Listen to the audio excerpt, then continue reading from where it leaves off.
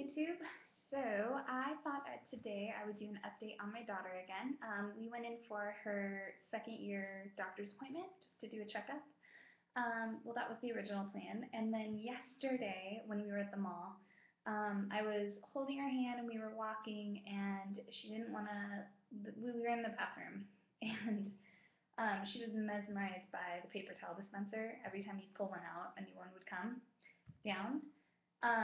And so she just wanted to live in that bathroom, and I told her we couldn't and we needed to go. And so we started walking out. I was holding her hand, and then she did the whole toddler tantrum, I'm gonna go limp thing, and went completely limp. But I was holding her hand, and so it pulled on her wrist, and I heard a pop. And she immediately started crying and saying she was in pain, and she kept holding it and saying, aki, aki, which is here, and that it hurt. I tried to calm her down. I tried kissing it because that seems to work for her when she gets any kind of minor scrape or whatever. If we kiss it, normally she's all better. This time she didn't even want me to kiss it, so clearly she was in pain. I was nervous that maybe it was dislocated or something. So we got in the car. My husband was with us. We got in the car and it immediately started swelling, her hand and her wrist. It didn't swell too bad, but it was definitely, you could tell it was swollen. And she cried for about an hour on and off. It was definitely hurting her and sore, and she didn't want to use it. She didn't want us to touch it. So we called my doctor. Here in Mexico, it's pretty awesome. We have really wonderful doctors. We have an amazing pediatrician who we love, who's been with our daughter since she was born. Here in Mexico, most doctors give you their cell phone numbers, which I feel like is pretty unheard of in the States. And so we called his cell phone, and he wasn't in the office that day, but he said he would be in the next day. He said he thought it would be okay to wait to bring her in till the next day in the morning, because it was getting late already, and he wasn't in the office. He said not to take her to the emergency room. He said when we got home, keep her calm and give her Motrin to take away the swelling, help reduce the swelling. So we did. She got home, wanted to watch a movie. We usually have a limit on how much we let her watch, but we kind of gave in and let her watch another movie, since she just needed to kind of chill out and be calm.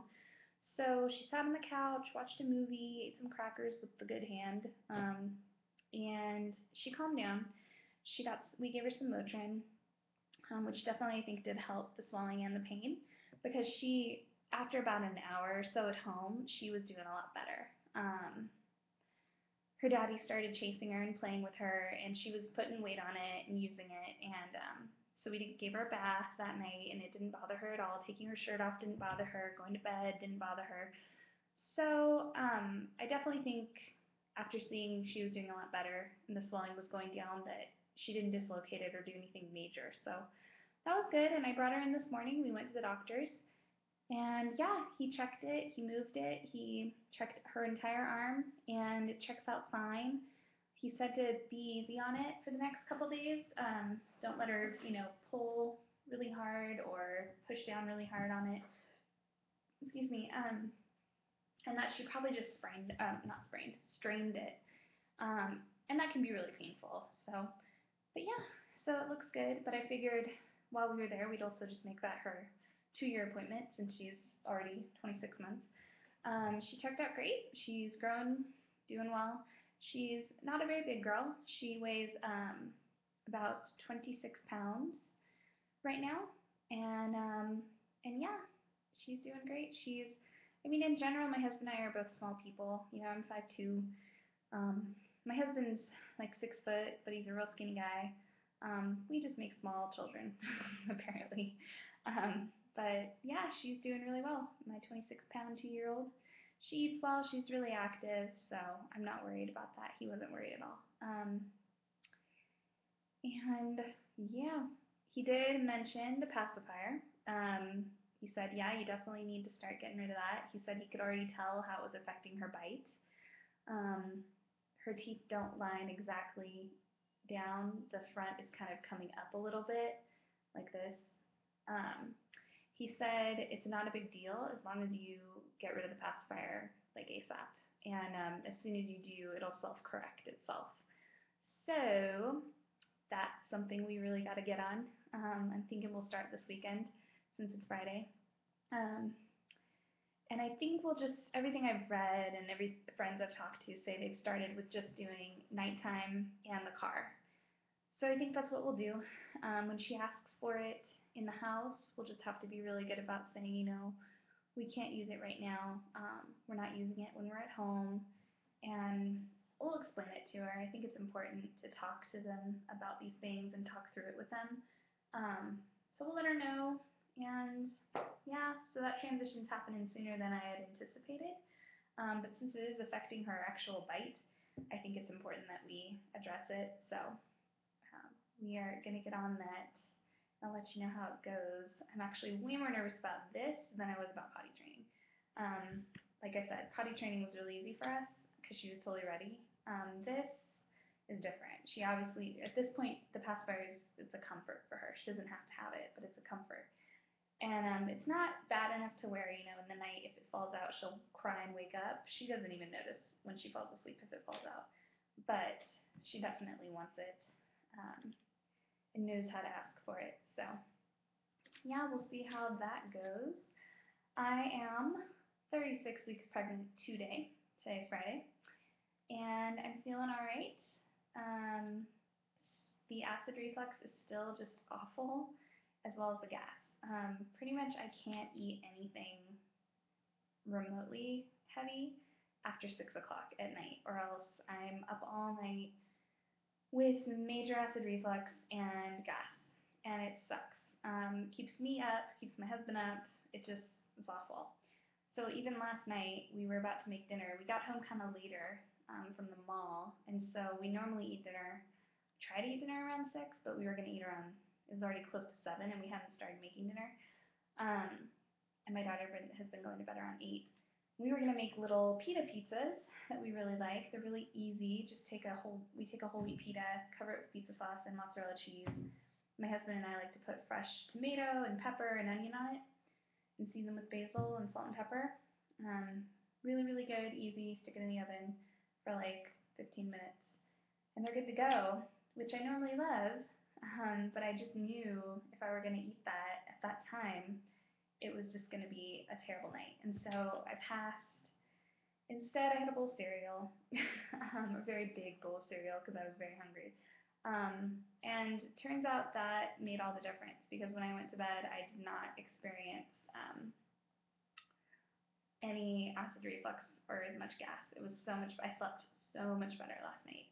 So did my husband. So, yeah, I'm pretty much just going to have to figure out how to eat, you know, early, an early dinner, maybe around 5. So I might not be eating dinner with the fam right now. Normally we all eat dinner together. That's really important to us. We've made a point to teach our daughter that we eat as a family at the table. She sits at the table with us. She has to sit with us while we eat. All of that.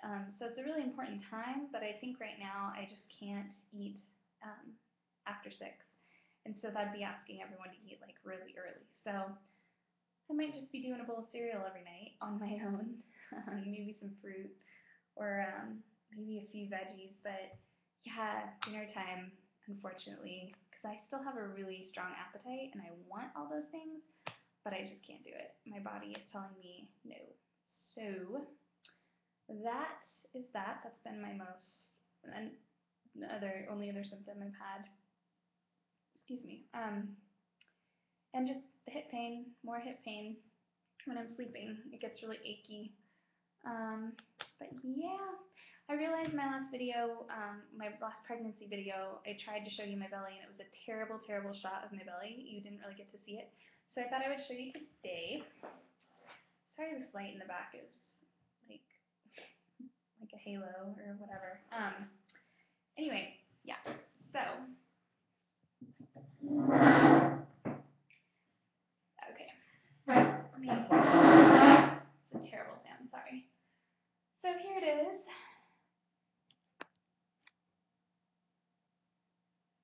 with my my shirt on.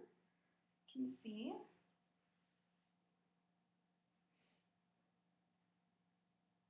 36 weeks. And again, it's not very far out. It doesn't stick very far out. However, it's like really wide. I have a super wide belly because of how he's laying. He's side to side like this. His entire body stretches all the way across my belly. And then here it is without the shirt. You can see my belly button is sticking out.